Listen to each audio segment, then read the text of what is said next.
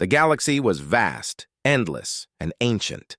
Millions of stars shone like jewels in the black canvas of space, and countless civilizations had risen and fallen over millennia. The Galactic Union, the greatest alliance of intelligent life in known space, believed it understood everything about the universe. It had seen every type of society, every species' way of life, and every possible form of intelligence. Every world was catalogued, every planet explored, every signal scanned. And yet, in the quiet edges of the galaxy, far beyond the Union's main trade routes and fleets, a signal appeared that would challenge everything they thought they knew. It started quietly, almost like a whisper. The signal came from a small blue world that the Union had barely noticed, a planet orbiting a modest yellow star. Its inhabitants called themselves humans. Their broadcasts were crude by galactic standards, simple radio waves carrying music, laughter, and the chatter of voices. At first, the Union considered it nothing more than a primitive curiosity, a young species that might one day join the galaxy in peace or fade away unnoticed. But the signal was strange. It carried a rhythm that was almost alive.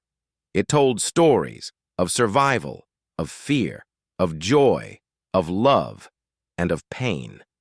These humans spoke of fire, of storms, of endless struggles with one another and with their planet. They sang songs about reaching for the sky, about holding on to hope even when everything seemed lost. Something in these transmissions was different, something that no one in the Union had ever encountered before. The Union's leaders, cautious as always, debated for months. "They are weak," said the ambassador from the Kreth worlds. "Their technology is primitive. They cannot survive." Beyond their own planet. Yet others, particularly the historians, were uneasy. "There is a fire in their words," one scholar whispered. "A persistence, a determination, something ancient, something untamable." Eventually, curiosity won over caution. The Union sent its first exploratory probe, an unarmed scout vessel with sophisticated sensors. The probe entered the planet's orbit and began to observe. What it found fascinated and confused the crew. Humans were fragile, yes, with bodies vulnerable to extremes of heat, cold, and disease. Yet they were also resilient in ways the Union did not expect. They could endure storms, hunger, and exhaustion. They could survive disasters that would have destroyed most other species. They built shelters, tools, machines, and even simple spacecraft, learning from failure as easily as from success. More than that, the probe detected something else, a spark, a kind of energy that the Union could not measure, a determination so strong it seemed almost tangible. The humans had faced countless dangers on their world, violent weather, predatory creatures, deadly diseases, and yet they thrived. They fought each other, yes, but they also healed, created, and dreamed. The probe recorded it all, sending data back to the Union, where debates raged. "Are they dangerous?" asked one military advisor.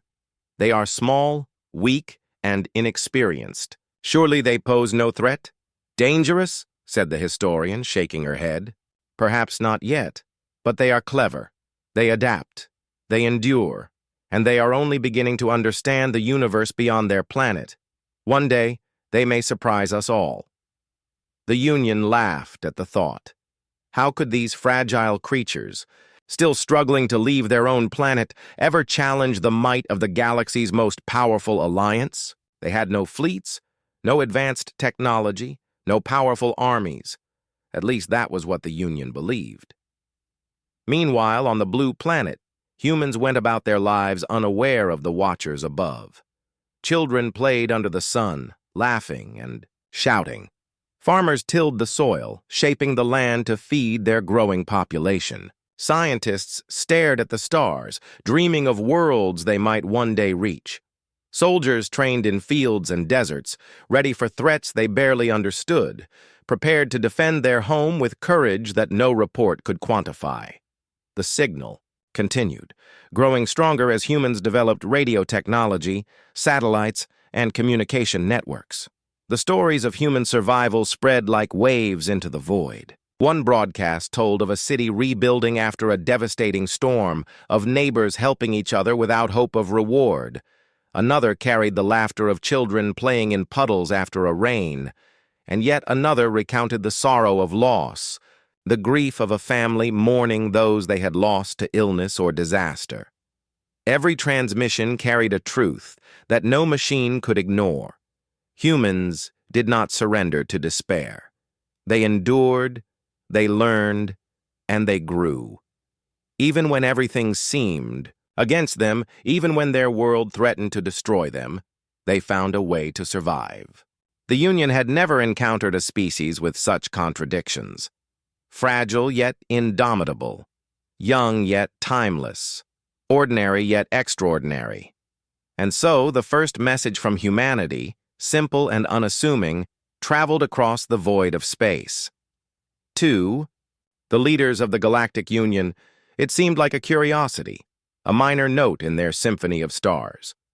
But the historians, the scientists, and a few cautious generals felt a flicker of unease. Something about the humans was different.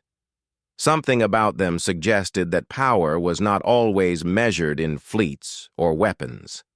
Something suggested that one day the galaxy might discover that they had underestimated this small blue planet, for now the humans were unaware of their place in galactic history. They laughed, sang, and dreamed. They faced storms, hunger, and danger with courage. And as their signal traveled outward, crossing the vast distances of space, the Union could only watch, amused and curious, not yet understanding that they were, witnessing the dawn of a force that might one day shake the very foundations of the galaxy. The first contact had not yet begun, but the message was clear. Something extraordinary lived on that tiny blue world, something the galaxy would come to know, far too late. The Galactic Union decided it was time for a closer look. After years of observing humanity's broadcasts, they sent an ambassador ship, the Aurora, to Earth. It was a vessel of shining gold and silver, sleek and impossibly large, filled with delegates from dozens of worlds. Its engines hummed like a living heartbeat as it glided through space, approaching the small blue planet that had captured the galaxy's curiosity. On Earth, humans noticed the strange arrival with awe, excitement, and confusion. No one had ever seen anything like it in the sky.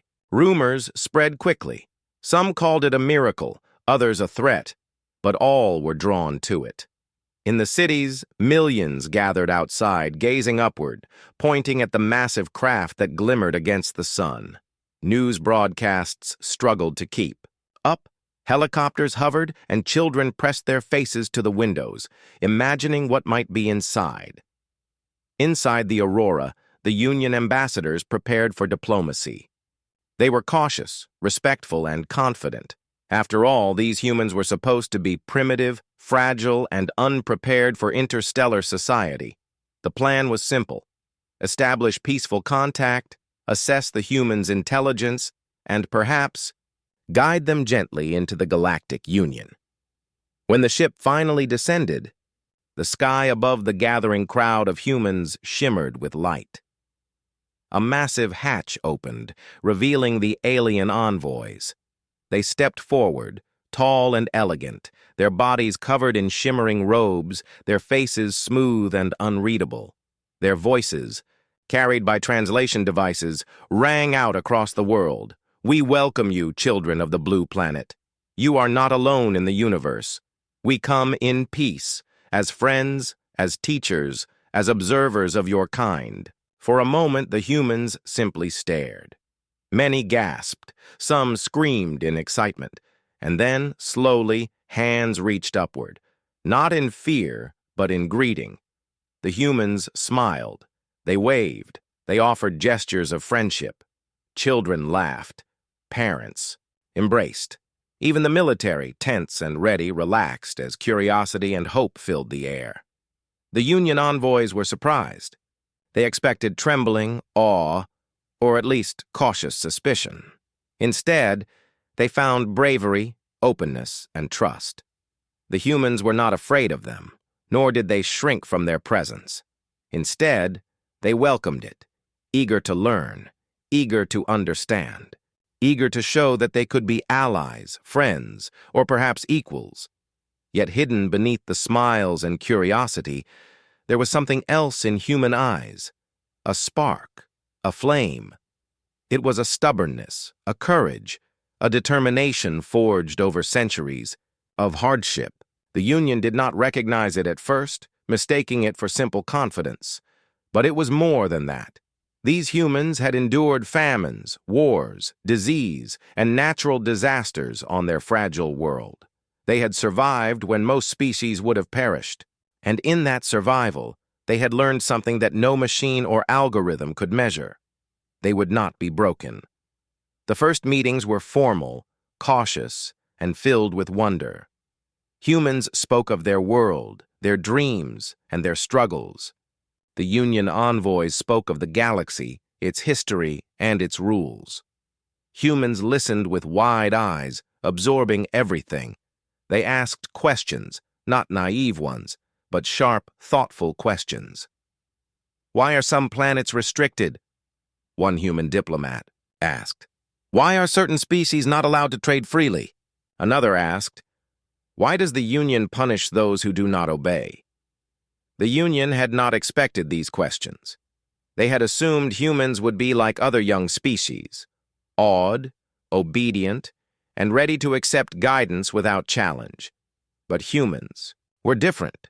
They questioned, they argued, they thought deeply, and they did not accept easy answers. The envoys exchanged nervous glances. Perhaps, they realized, the galaxy had watched with growing concern as humans rose from curiosity to defiance. What had begun as simple first contact had transformed into something far more dangerous for the Galactic Union. A single spark had become a flame, and that flame was humanity. The first true clash came quietly, almost by accident. A human exploration vessel had drifted into a restricted zone near a Union outpost, scanning star systems that were considered off-limits. The Union, protective of its control and quick to enforce rules, fired warning shots. They expected compliance. They expected surrender. They expected fear. But the humans did not panic. They did not flee. They did not beg for mercy. Instead, they returned fire. Not in anger, but with skill, precision, and an understanding of tactics that startled even the most seasoned Union officers. Every move they made seemed calculated, every maneuver perfect. It was as if the vessel itself had learned from every story of human survival ever told. In hours, the incident escalated. What was meant to be a minor warning turned into a small battle. Union ships, designed to intimidate, found themselves outmatched in ways no one had predicted. The humans' weapons were crude compared to Union standards, yet they struck with terrifying accuracy. Shields designed to withstand cosmic storms buckled under the relentless assault. Systems once thought invincible were disabled by techniques the Union could barely understand. The reports shocked the Union's command. How can this be? A high-ranking general whispered, pacing the bridge of his flagship. They have no fleet of this scale. They have no experience in space warfare. And yet, they destroy our ships with ease. How is this possible? The answer was simple, yet impossible for the Union to accept at first. Humans fought differently. They did not rely on fear, power, or numbers. They relied on endurance, ingenuity, and a refusal to accept defeat. Every strategy was informed by centuries of surviving against impossible odds on their home world. Every tactic was sharpened by hardship, loss, and determination. Every human pilot, every soldier, every commander carried the lessons of generations. The galaxy began to whisper in fear. Small colonies that had once regarded humans as insignificant spoke of their courage in hushed tones. They do not fear death, said a Kreth officer, voice trembling. They fight as though the universe itself is theirs to challenge. A Serac diplomat added, even when wounded, even when surrounded, they endure. They rise, they strike, and they survive. How can this be only one species? Union Command struggled to contain the panic. They launched the next wave of ships, an entire fleet meant to crush the humans once and for all. They called it the Judgment Fleet, the finest vessels and crews ever assembled. Confidence ran high. The Union had fought wars against rebellious systems, pirate empires, and even hostile civilizations that had once threatened whole sectors. They believed victory was certain, but the humans had learned quickly. From every Union attack, they adapted. They studied weaknesses.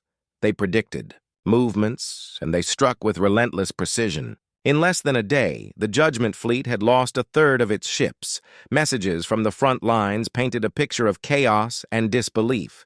Union officers described human ships maneuvering through impossible angles, evading fire that should have destroyed them, and retaliating in ways no strategy had predicted. This was not mere luck.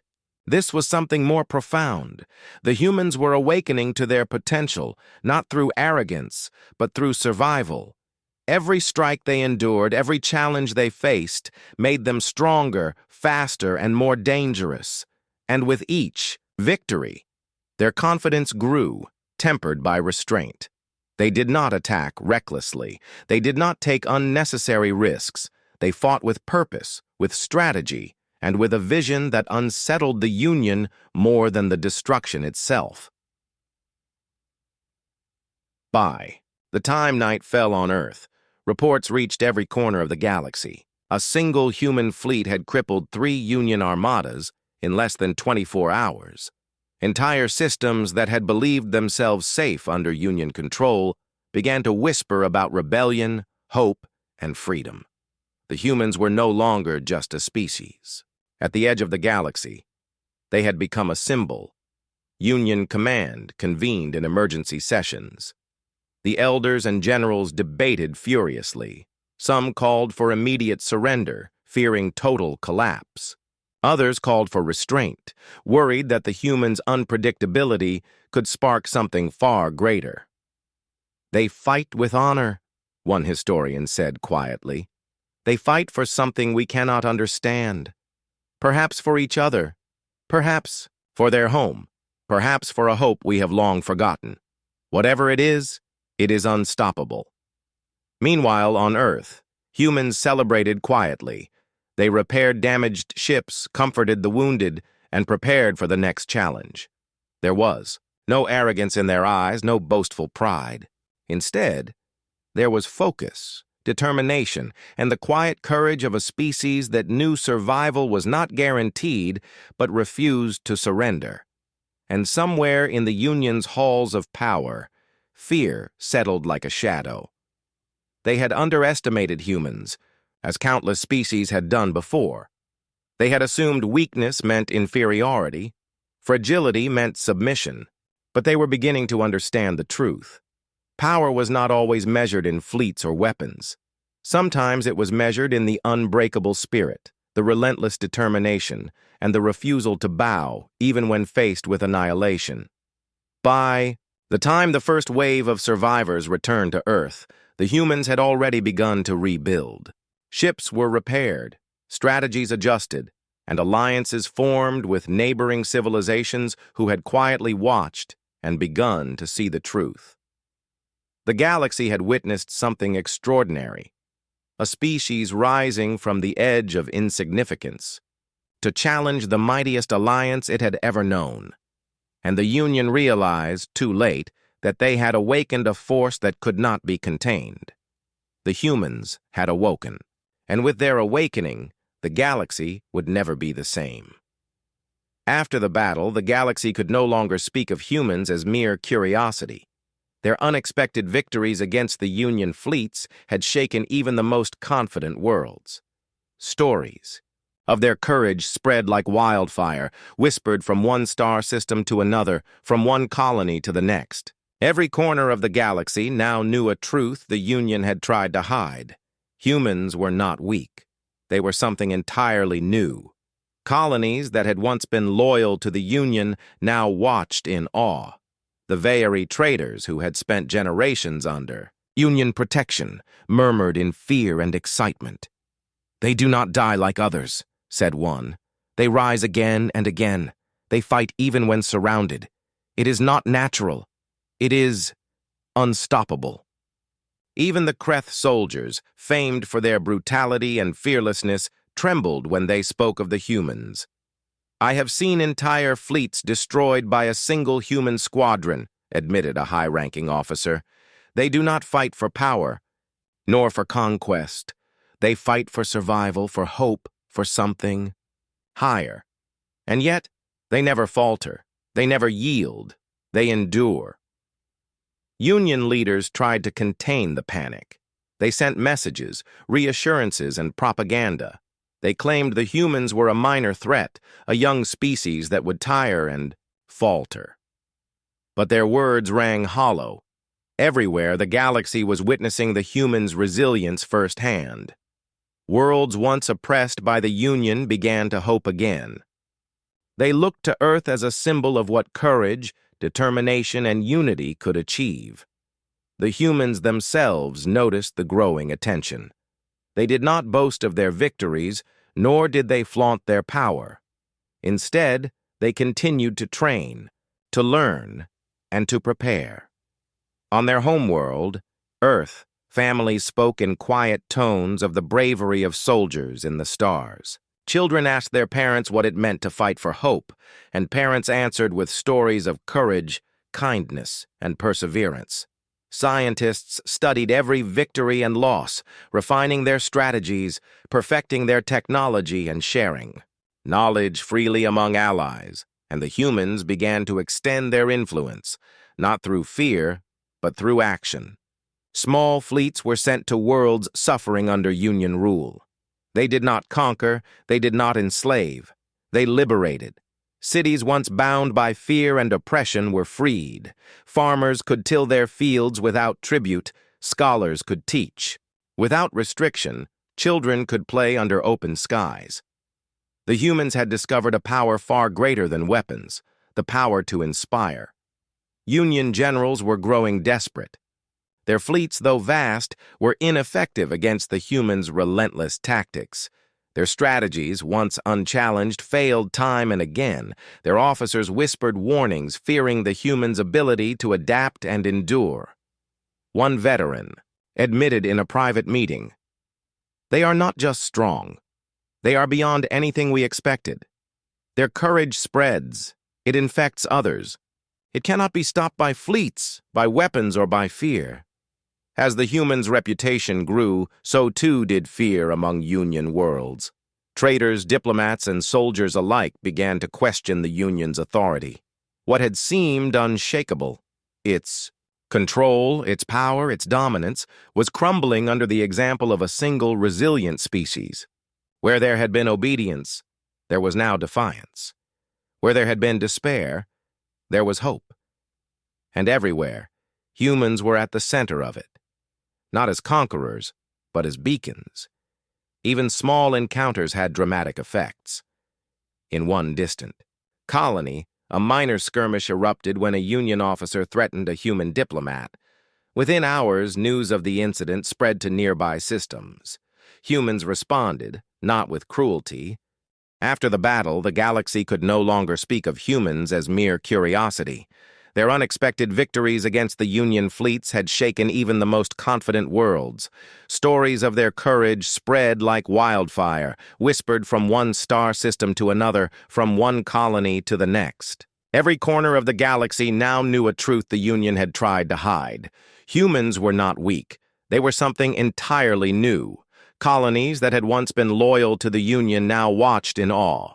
The Veyari traders, who had spent generations under Union protection, murmured in fear and excitement. "They do not die like others," said one. "They rise again and again.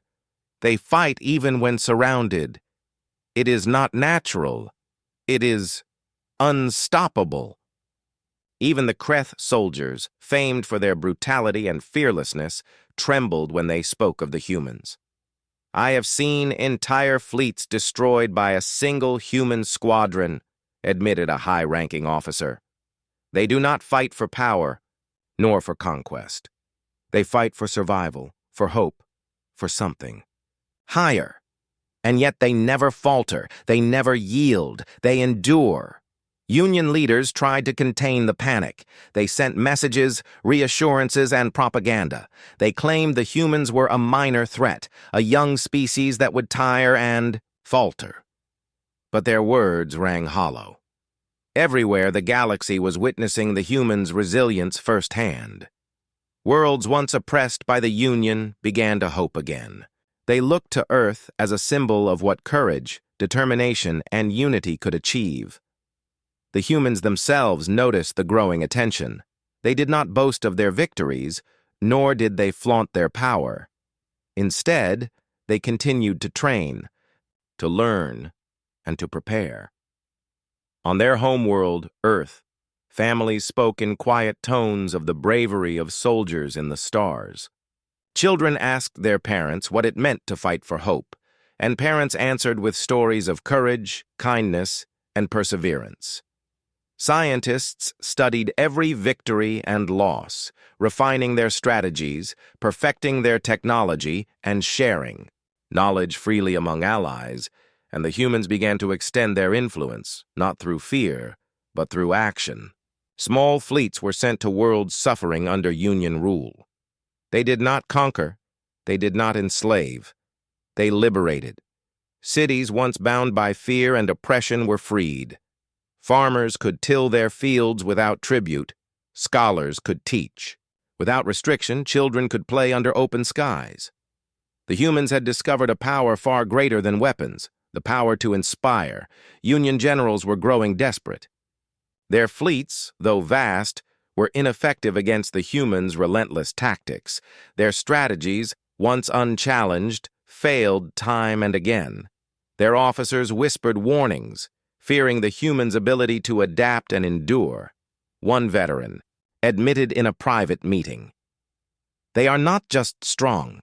They are beyond anything we expected. Their courage spreads. It infects others. It cannot be stopped by fleets, by weapons, or by fear." As the humans' reputation grew, so too did fear among Union worlds. Traders, diplomats, and soldiers alike began to question the Union's authority. What had seemed unshakable, its control, its power, its dominance, was crumbling under the example of a single, resilient species. Where there had been obedience, there was now defiance. Where there had been despair, there was hope. And everywhere, humans were at the center of it, not as conquerors, but as beacons. Even small encounters had dramatic effects. In one distant colony, a minor skirmish erupted when a Union officer threatened a human diplomat. Within hours, news of the incident spread to nearby systems. Humans responded, not with cruelty, but with courage and discipline. They neutralized the threat, saved innocent lives, and left the Union officer humiliated, powerless. Stories like, "This traveled faster than any fleet, faster than any message." The galaxy began to understand that humans could not be contained, and that their strength lay in more than their weapons. It lay in their will, their heart, and their unwavering sense of purpose. By now, the humans were no longer a mere curiosity. They were a force, and the galaxy feared what that force could become. Some worlds began secretly training alongside humans, hoping to learn their courage and endurance. Others whispered rebellions, inspired by the example of a species that refused to bow. Even the Union, once so confident, began to doubt itself. Meetings filled with generals and leaders often ended in silence, as each officer realized that no plan, no weapon, no intimidation could match the humans' resolve. Yet through it all, humans remained humble. They did not celebrate their victories with arrogance. They mourned their losses, comforted the wounded, and taught their young the lessons of courage, honor, and resilience. Their ships were repaired, their fleets strengthened, and their strategy refined, not for conquest, but for survival and protection. Every victory, every act of bravery, every choice to save rather than destroy became a lesson not only for their species, but for the galaxy itself. The fear of humanity was not just about power. It was about hope. Every system that had suffered under oppression now saw a possibility, that freedom was possible, that courage could overcome might, that unity could defy control. And that hope was contagious. It spread faster than any Union fleet could chase, and it could not be destroyed by weapons or threats. Union leaders began to realize with growing horror that they had underestimated the humans at every turn. They had assumed that fragility meant weakness, that youth meant inferiority. But humans had proven that strength came not only from fleets or technology, but from endurance, intelligence, and heart. And as the humans prepared for the challenges ahead, their reputation had already begun to echo across the stars. Fear had spread through the galaxy, not just of what humans could do, but of what they inspired. The galaxy had seen their power, their courage, and their hope. And it feared them more than it feared any weapon, any fleet, or any force it had ever known. The humans were no longer just survivors. They were a rising storm, and the galaxy would never forget them. The Galactic Union could no longer ignore the humans. Their victories had grown beyond mere defense. Entire systems had begun, whispering about rebellion, hope, and freedom. The Union decided that a final, overwhelming display of power was necessary, something that would crush the humans before their influence spread further. They called it the Eternal Fleet. The Eternal Fleet was the pride of the galaxy, a gathering of the most powerful ships ever constructed. Entire fleets were combined, hundreds of thousands of vessels, bristling with weapons that could annihilate planets in minutes. Its commanders were legends, veterans of wars that had crushed empires and punished rebellious civilizations. Confidence ran high. To them, humanity was still young, inexperienced, and fragile. They believed this fleet would end the threat forever, but humanity had learned much. They had studied the Union's tactics, understood their strategies, and adapted at every turn. Human engineers had improved their ships, creating defenses that could endure attacks that would have destroyed older vessels. Pilots and commanders trained relentlessly, learning to act as one, a single living machine guided by instinct, strategy, and courage. Every crew member carried the lessons of their history, the wars, the disasters, the countless generations of survival.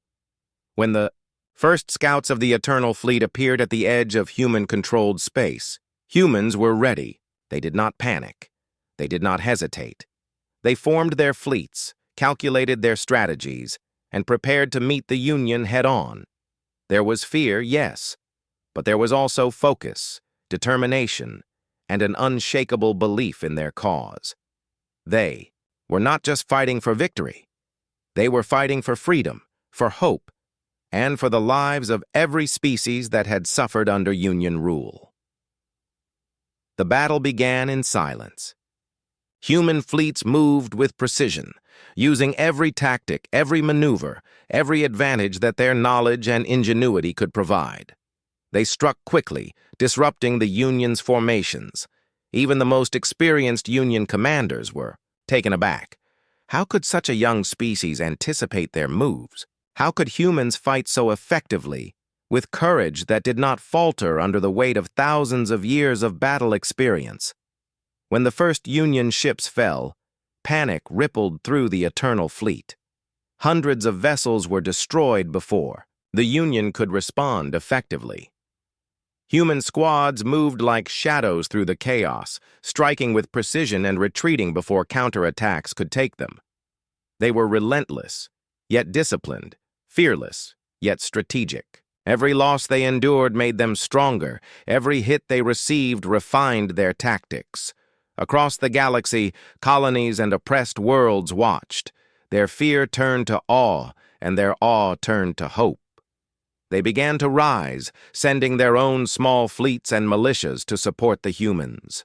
The rebellion, long silent and scattered, found a center, a symbol that could unite them, and the humans did not conquer them. They fought alongside them, shared knowledge, repaired ships, and inspired confidence.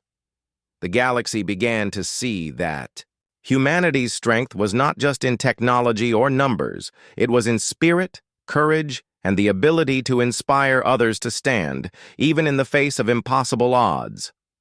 Union commanders tried everything. They coordinated massive attacks, redirected entire fleets, and unleashed planet-crushing weapons. Still, humans adapted. They predicted ambushes, outmaneuvered their opponents, and neutralized the Union's most advanced weapons. Union generals could not comprehend it.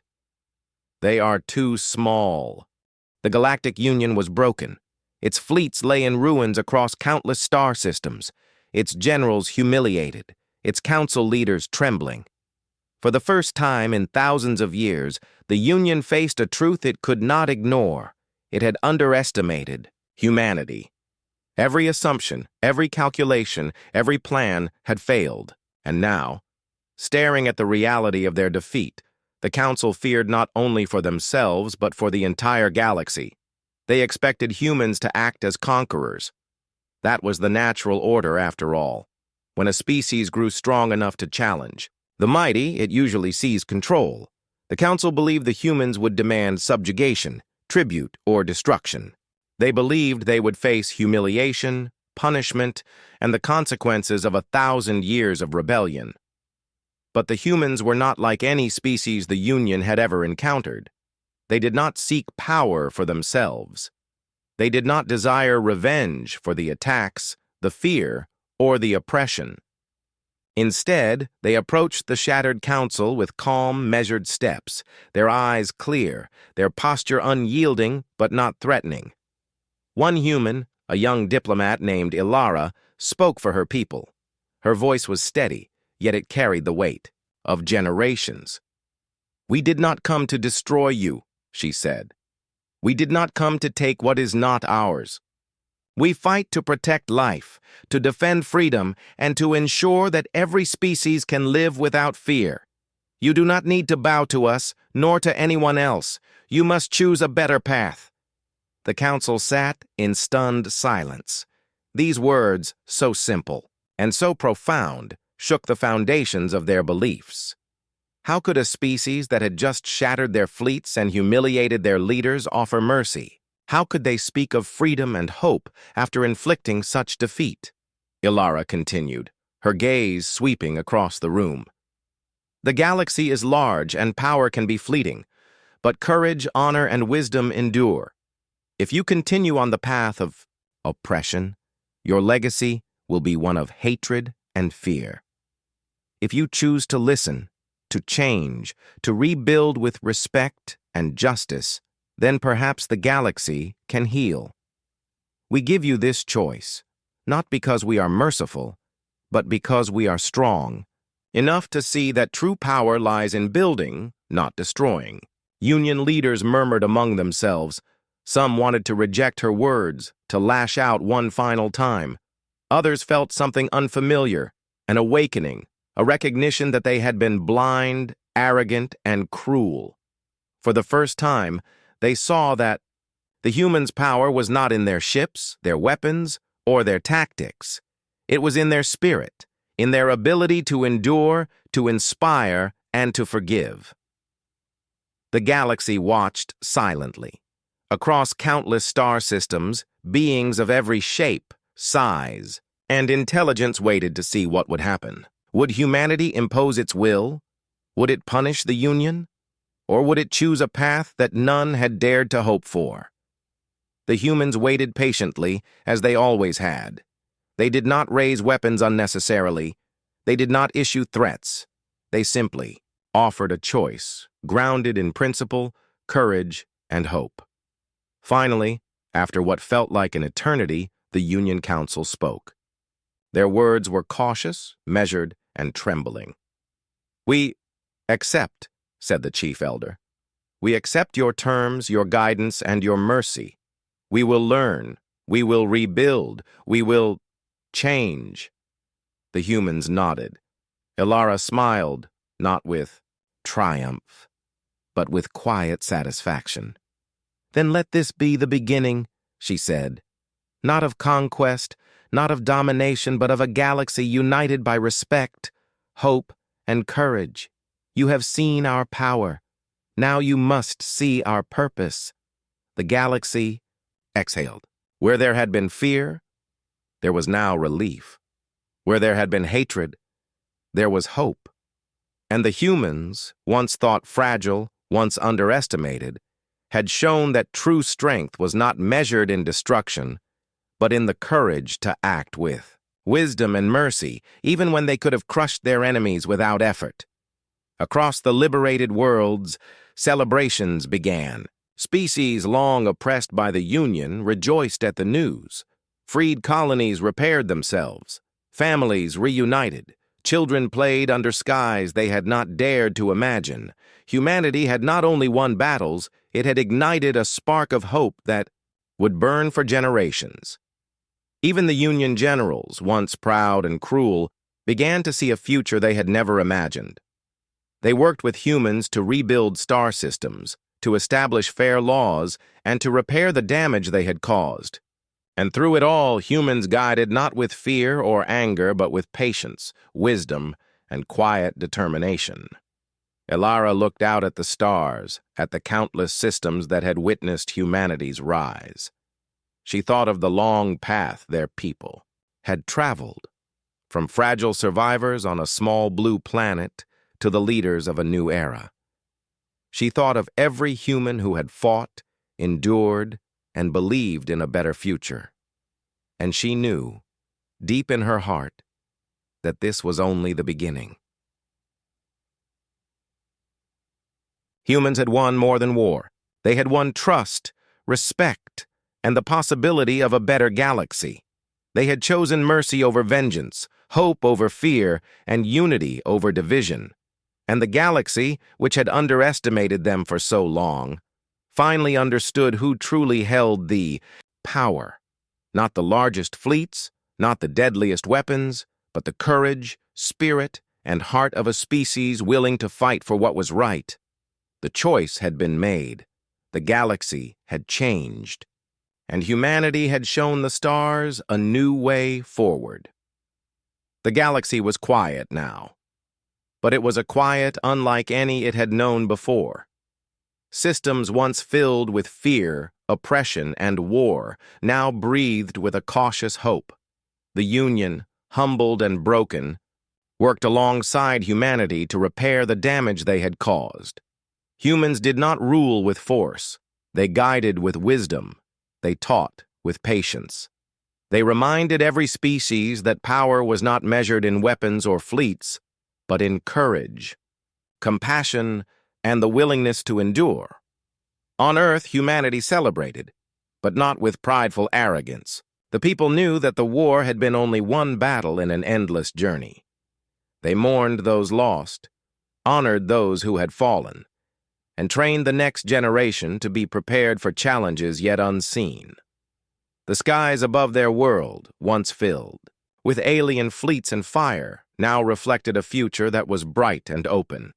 Children played in fields that had been used as training grounds, laughing freely under stars they had once only dreamed of reaching. Ilara, now regarded as a diplomat and leader, walked among her people. She spoke to soldiers, scientists, farmers, and children alike. She reminded them that victory had not come from strength alone, but from the courage to face impossible odds and the wisdom to act with honor even when they could have taken revenge. "We have shown the galaxy who we are," she said, "but now we must show it what we can become. Every choice we make, every act of kindness, every effort to protect others, this is the true measure of our strength." Across the liberated worlds, humans continued their work. They repaired cities destroyed in battle, helped colonies rebuild their economies, and trained local forces in defense and strategy. But more importantly, they inspired a new philosophy: cooperation over domination, courage over fear, hope over despair. Species who had once thought themselves powerless now believed they could rise. They did not rely solely on humans. They had learned to fight, to endure, and to hope, because humans had shown them the way. The Union itself transformed. Once a rigid, controlling power, it now became a federation of cooperation. Its leaders, who had once sought to dominate all species, were guided by humans to see a broader vision. Decisions were no longer made in fear or arrogance, but with consideration for the well-being of countless civilizations. And the galaxy, for the first time in millennia, felt a fragile but real sense of unity. Even in the farthest reaches, humans remained vigilant. They built new ships, explored distant systems, and sought out worlds that had never known peace. They did not conquer. They protected. They did not subjugate. They inspired. Their fleets became symbols of hope, their presence a reassurance that, even in the darkest corners of the galaxy, courage could prevail. Stories of humanity spread further than any fleet ever could. Children on distant planets learned about humans who had faced the mightiest armadas and yet chosen mercy. Scholars studied the tactics, the endurance, and the spirit of a species that had defied expectation at every turn. And everywhere, one. Truth was clear. Humans were not invincible, but they were unstoppable in spirit. In the heart of human space, monuments were built, not to glory or conquest, but to remembrance. Names of the fallen were etched in stone. Stories of bravery, sacrifice, and unity were shared across generations. And yet humans did not dwell on past victories. They looked forward, always forward, toward a future where the galaxy could thrive together. Ilara stood on a cliff overlooking the ocean, feeling the cool wind on her face. The sun set behind her, painting the sky in brilliant hues of orange and gold. She thought of all they had endured, the storms of their homeworld, the challenges of survival, the battles against the Union, and the fear that had once gripped countless stars. And she smiled quietly, because she knew humanity had grown not only stronger, but wiser. They had proven that even the smallest species from the most fragile world could change the fate of the galaxy. Far above, the stars twinkled as if in acknowledgement. The galaxy had seen humans rise from fragility to greatness, from obscurity to leadership. And though countless challenges still lay ahead, one thing was certain. The lesson of humanity would endure. Courage, endurance, mercy, and hope could move mountains, topple empires, and inspire countless